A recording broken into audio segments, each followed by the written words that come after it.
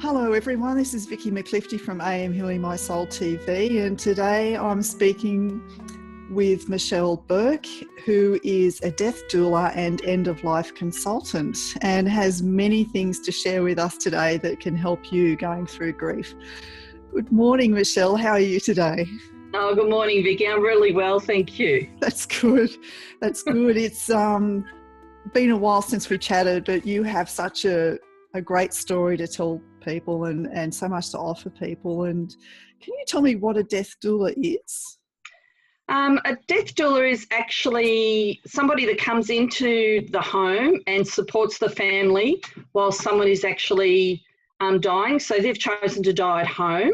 Okay. So that actual death doula comes and sits with the dying person if that's what they want, or they actually try and organise and sort out the family. So we're there to support mainly the family, but the dying person, and keeping them sort of living towards death, if you know what I mean. So if they want to, do some milestones, depending on when we come into the home, but if they want to do milestones or that type of thing. And also our role is to liaise with palliative care and making sure that they're, well looked after, and then we can liaise with medical or palliative care or family or anything else. So, and then we can organise, other things. And then when the person does pass away at home, we can prepare the body with the family. There's some beautiful rituals that we can do. And then we can liaise with funeral homes, or, there's other ways, other funeral things we can do. You don't have to go down the traditional going to a funeral home. You can have a funeral at home. We can organise that all for you. So you can make it really personal. And of course we can. And people aren't aware of that. So, and hopefully they've got all their affairs in order. So that's sort of the death doula comes in towards the end. But the end of life consultant, I sort of try and do it from the beginning. So that's what I'm doing now. So how did you start in this, Michelle? Well, I lost my husband to a rare melanoma 14 months ago, and we prepared because he was terminal for a few months, and then we prepared for his funeral. And then after he passed away, a lot of people were asking me, when I discussed it, they said, "Oh, I didn't know what mum wanted or what dad wanted," or, and I got so upset and frustrated because people don't want to talk about death and they don't plan for death.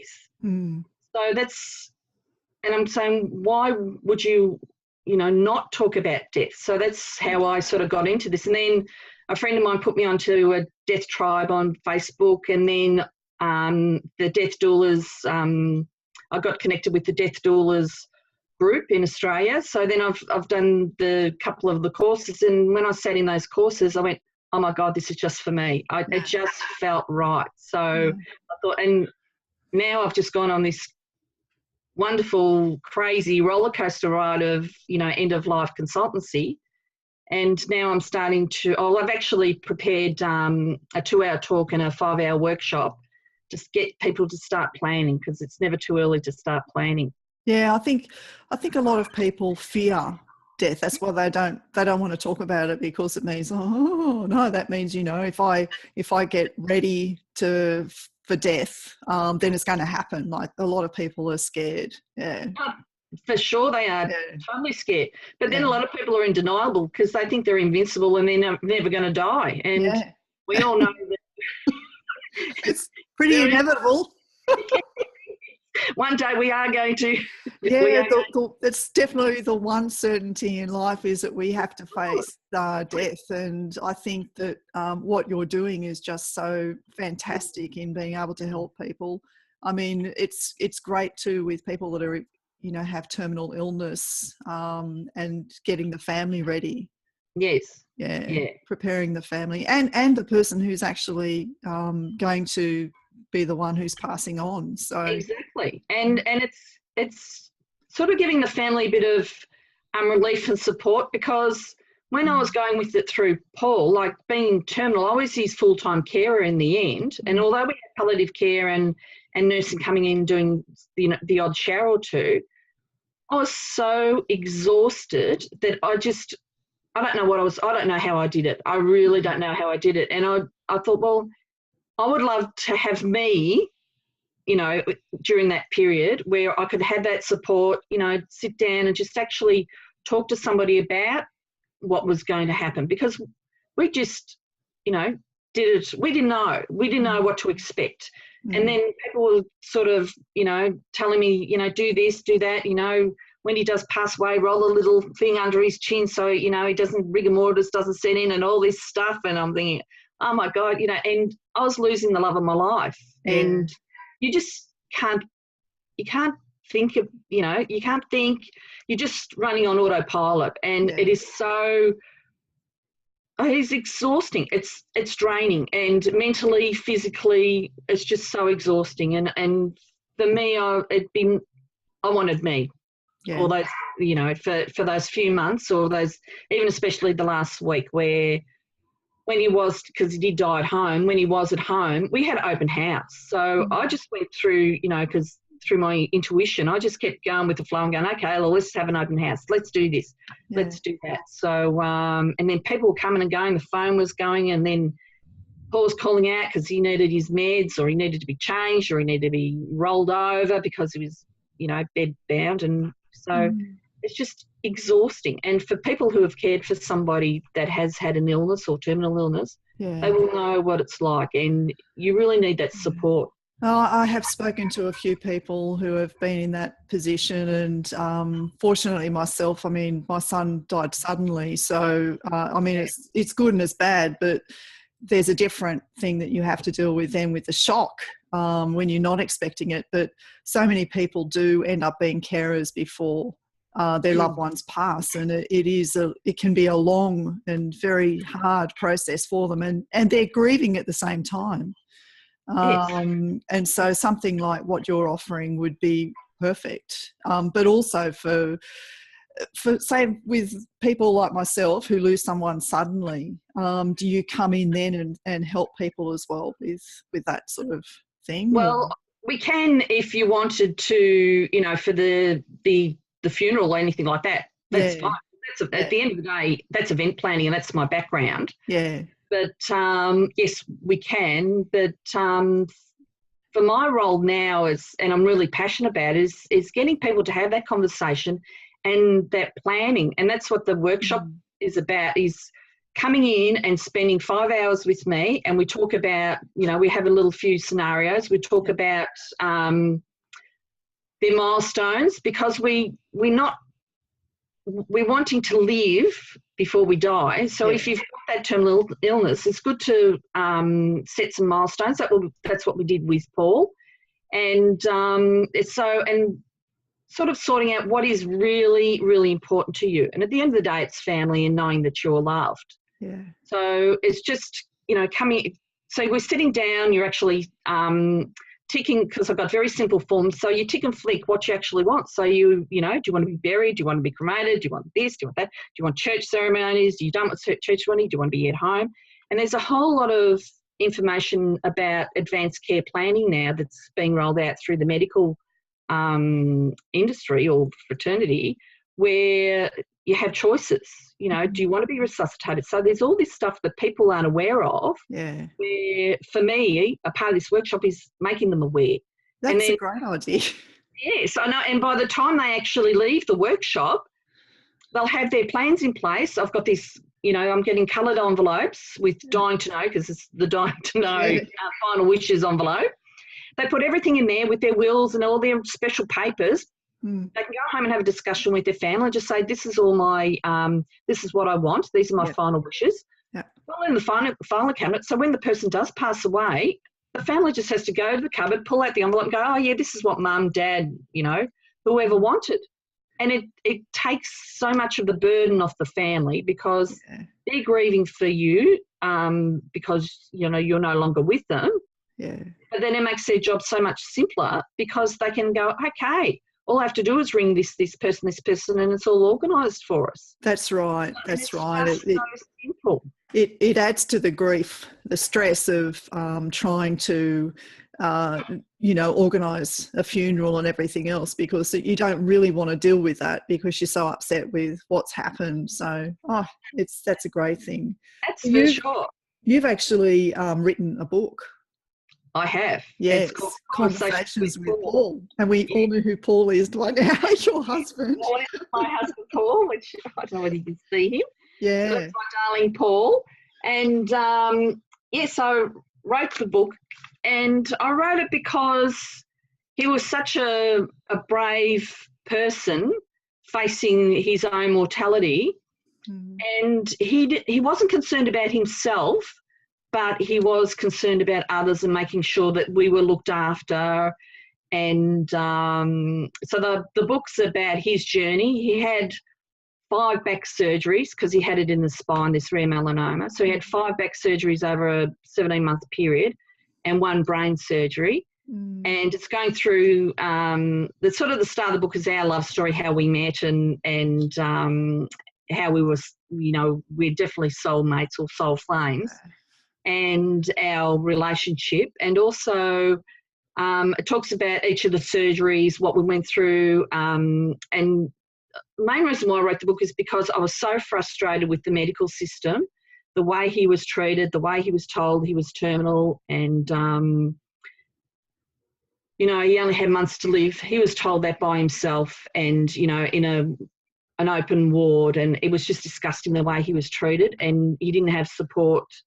And this is, as I go through this journey and sort of launching the book and selling the book, people say it's rather common that, they hear these stories all the time, which is really sad. Yeah. And then, he was in and out of rehab. So he spent probably 8 months in hospital, in and out of hospital over a 12-month period. So wow. Each of the chapters is about one of the surgery and how he went through that. We nearly lost him a couple of times. He was seriously ill with, after one of the surgeries and had a spinal leak.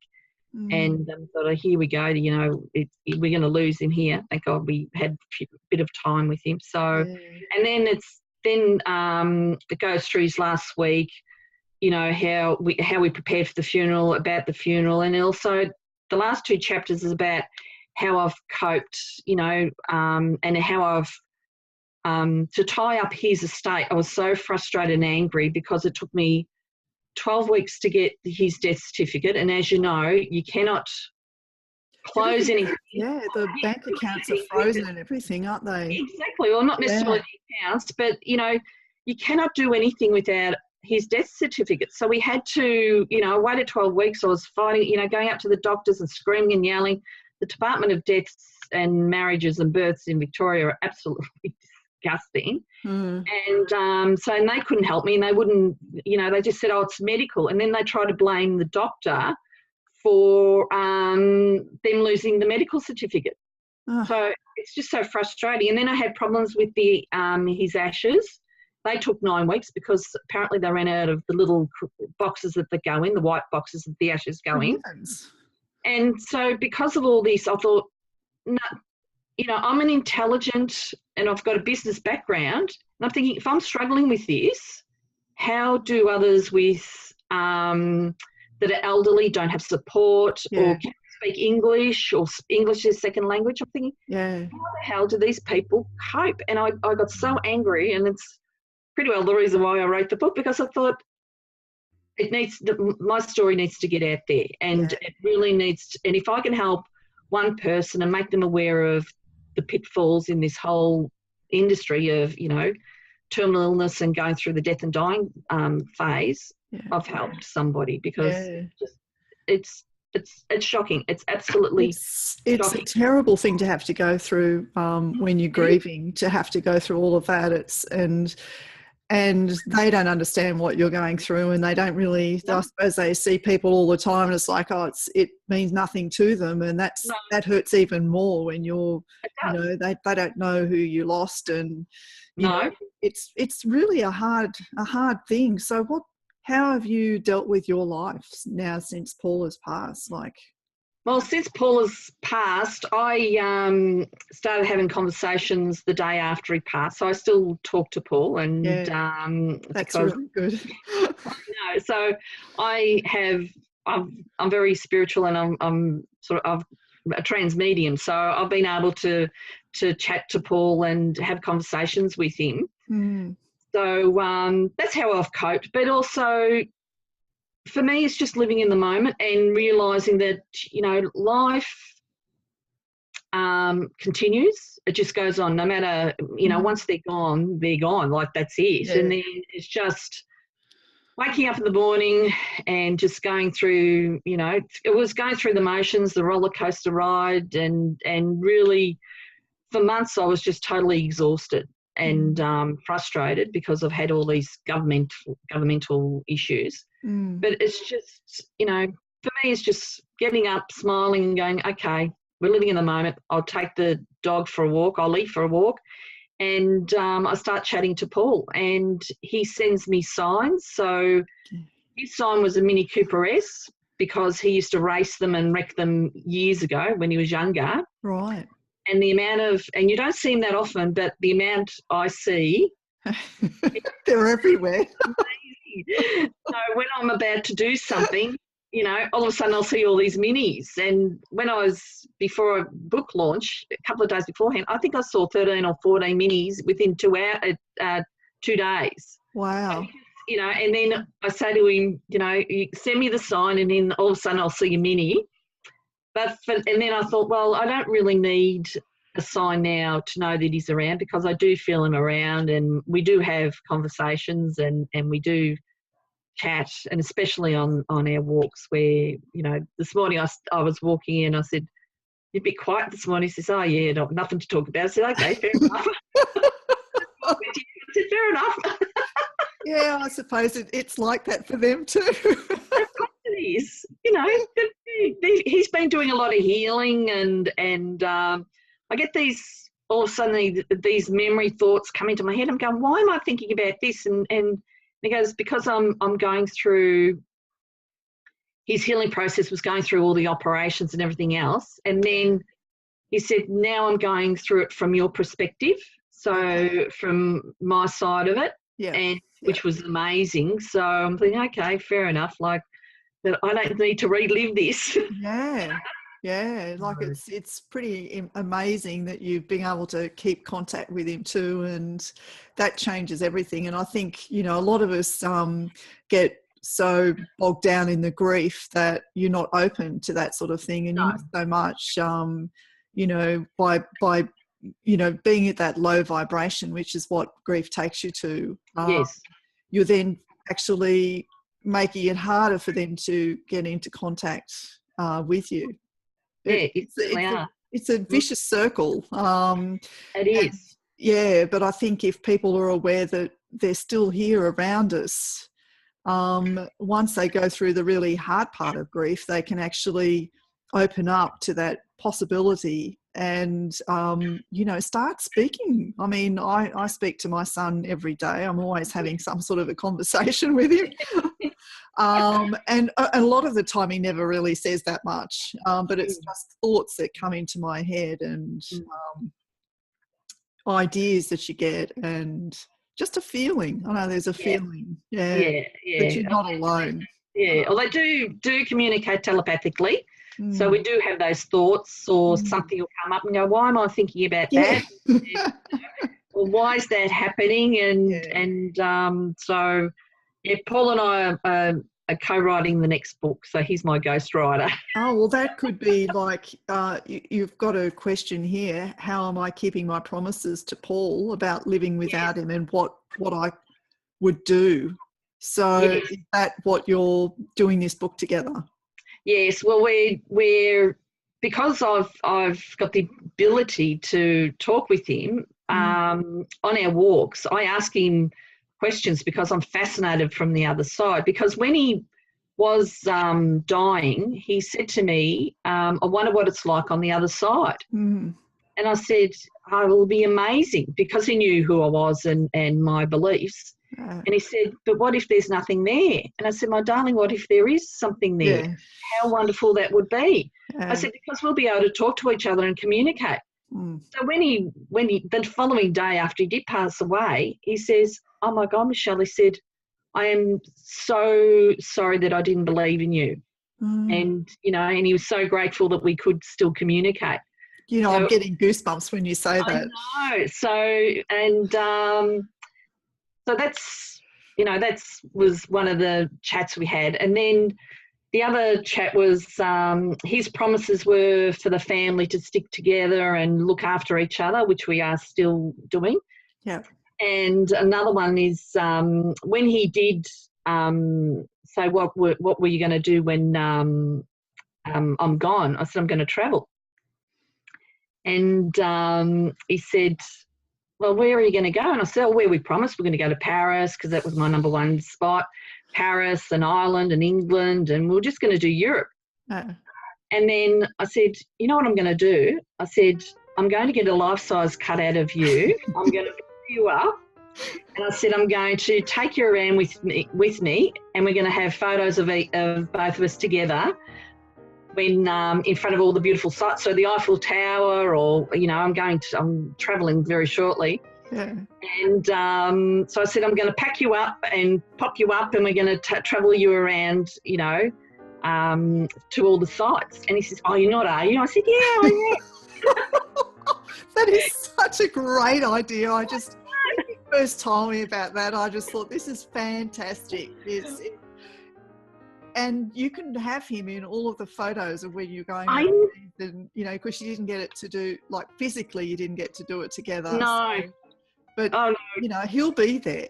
He will be there. I know, look, he's coming with me. He's just, he's a cheap travel companion. Quiet. And he literally is travelling in your luggage, which is pretty cool. Well, I'm him around. So I'm in the process of having him, because you can have life-size cutouts blown up. Right.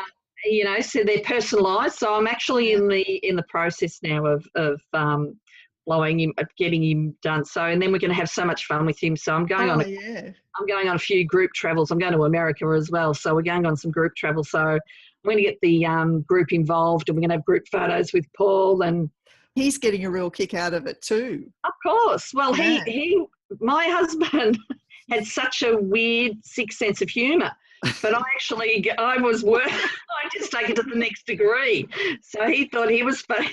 I just take it further. You know, like, life is, you're supposed to have fun in life. That's what we're here for, is to have fun, and you lose that sense of fun when you go through grief. And I think this is definitely part of getting that fun part back into your life, that joy back into your life, by doing something that other people might think is a little crazy. Yeah. But you're getting so much out of it, and the people that will be travelling with you that will totally understand where you're coming from, and they'll really connect with the whole thing, and I can imagine it's going to be really good. I'm sure, and I'm sure if there's a spare seat, they'll go, come on, let's put Paul in the back seat. We'll fit him up. We're going to dress him up in hats and T-shirts, and we have so much fun with him. Yeah. It's such a journey that you're just going through, Michelle, with all of this. And when we have Paul blown up, I'm going to take him around on the talk circuit and the workshop circuit. You might need two of him. I think when I come back from our 9-week tour, I think he will be a bit tattered. What would be your main takeaway for people who are going through grief? Well, we all grieve differently, and depending on what stage you're at. For me, it's just living in the moment, and just a lot of it's accepting that they have gone. Yeah. I'm still going through that process where there's some days where I'm really doing well, and then all of a sudden I'll look at his photo and going, why are you not here with me? Yeah. And sort of, but I think it's mainly I'm extremely grateful for every day I get. I live in the moment. I don't worry about, little stuff anymore. It's the big picture I look at. Yeah. And for me, surround yourself with family and know that you are loved. And for me, this last 12 months, I wrote the book. I've connected with other people. I've gone to a lot of meetups. So I'm networking with a lot of people. I'm attracting quite a lot of widows that have lost husbands. And, like, seems to be every second person I talk to, they go, oh, yeah, I lost my husband as well. And I'm thinking, well, I'm attracting it for some particular reason. And that's supporting. So a lot of it's just, live in the moment and don't worry about, tomorrow's not guaranteed. Don't worry about the past because we can't do anything about the past. You can't change it. You can't change it. Why worry about the future? Because we're not there yet. And it's just, all I've got now is the now. And although I do plan and do other things, but whilst I'm in the now, that's it. And, I love going for my walks with Ollie now, talking to Paul and just being so grateful and, a bit of sun and smiling and meeting up with other people and just enjoying life and not worrying about what other people think. And I just, for now, because I've had to recreate my life without him. So that's the key, isn't it? That grief is something that it's always there. Like you don't really get over the person that you've lost. No. But you're creating a life around that person and you're still incorporating him in your life, which is what I love. Because they were here. They're with us physically and they're still here on a different level. They are. And you can't just forget about them. Like it's just something that will never happen. And you have that connection, that soul connection as well. Yeah. Yes. And then I think what you're doing with your workshops is just unbelievable. That's just such a great idea for people who, just to prepare themselves for the end because it's inevitable. Yes. But also a fantastic idea for people that are that are caring for their loved ones who have got a terminal illness. I mean, that's, to me, it takes a huge load off them. With what happens at the end, because even though they're sort of prepared for it, but you're not, if you know what I mean. It's you do know what I mean. You know that it's going to happen, but then maybe part of you's in denial too, that we all think we're invincible. We do. And then once it happens, it's realisation that, life is fragile, it is short. And we just got to live life to the fullest. And Paul's motto was live life to the fullest. And, today is the first day of the rest of your life. And he used to say that all the time. And so I said, and he just, and we laughed and we smiled. And, I woke up every morning smiling, and I still do. Some nights I go to bed and every night I say goodnight to him and, tell him I love him and have a tear or two. And But that's normal. Like, normal. That's normal. People need to know that it's normal to feel those emotions and that there's nothing wrong with feeling that. As long as we don't stay in it forever. Exactly. That's right. You've got to do things that will make you do something for yourself. Of course. But also that connection. So your workshop, just to recap, what would someone expect when they go to your workshop? So with the workshop, they will go through a couple of scenarios to get them in the moment of being in that space. Yep. Then they will set some milestones. So they'll have a list of 7 milestones. We'll chat about death and why it's important to chat about, to have a discussion, why it's very important to plan. They will also come away with their funeral organised. So they'll be thinking about, burial or cremation. They also what music, if they've got poems, if they want a theme, do you want a pre-wake, do you want people to come around beforehand, or it's mainly about celebrating who you are as a person and what you want You know, like so many people plan for their birthdays and births and everything else, and they won't plan for their funeral.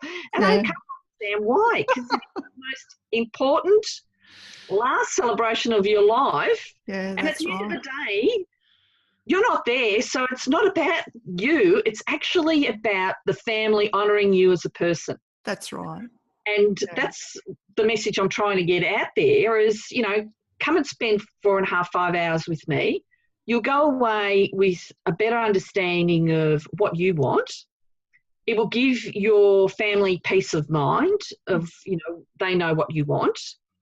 And so, and they'll have their milestones, and it's actually then creating memories, because we need to create memories, because at the end of the day, when you die, you're not up there saying, you know, I had a wonderful house, I had a boat, I had the iPhone, I had the iPad, I had the computer, I had this or that, or I had a brilliant job.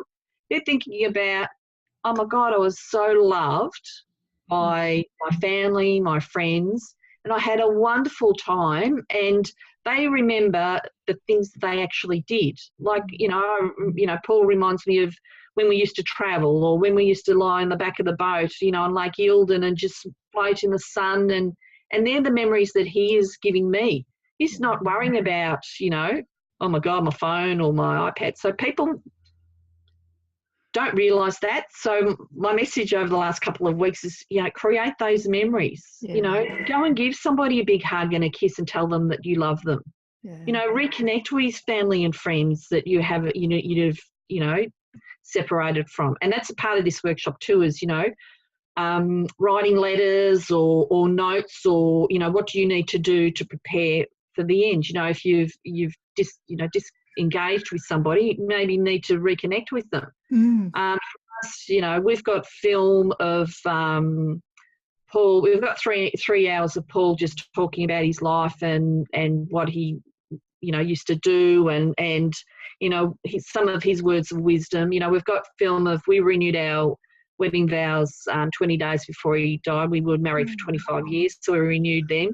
And our daughter's 21st. So we've got all that film and footage. And then there's, since he's been gone, it would have been nice to have him sign a few birthday cards and, you know, things for the future. Like, you know, especially when the kids were getting married, because they'll miss out on him, you know, doing that, or, you know, special occasions that, you know, would have been nice to get a couple of cards just for him to sign.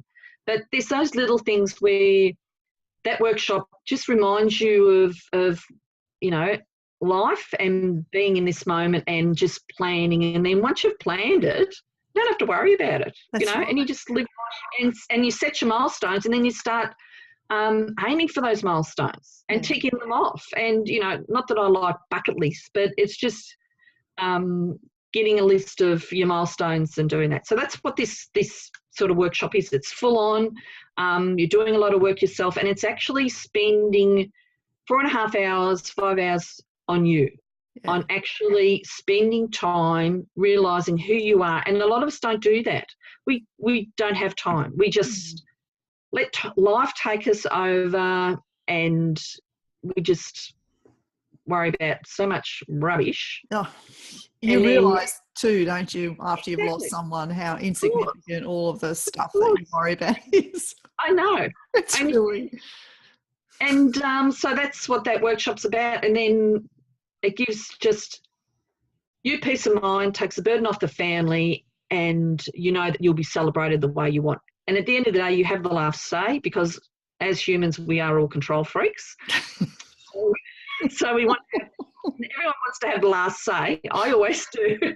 So just, and we honour you as you know, your family are going to honour you as who you are and what you want. So that sounds absolutely fantastic. Really, really. I mean, Paul is definitely guiding you through this, I reckon. Oh, yeah, I'm sure he is. And he keeps saying to me, Michelle, it's very important to remind people about creating memories, you know. And, you know, I do the odd video. I do a lot of blogs on my websites, but, you know, and also on Facebook I do lives. And a lot of the stuff that comes through to me is messages from him or my guide saying, you know, just remind people to do this and live in the moment and be grateful for what we've got. Yes, it is being grateful for what we've got, Michelle, and, you know, focusing on that and not focusing on all the negatives in our life. And really thank you so much for sharing all of that today, Michelle. It's just a wonderful idea and something that's so needed in the community. Just reading your book, you know, Conversations with Paul, and then the next one that's coming up that you'll be writing with Paul, I think that's a great thing to have for people. And I really thank you so much for sharing all of that today with us and with our viewers. Thank you, Vicky. Yeah, thanks, Michelle.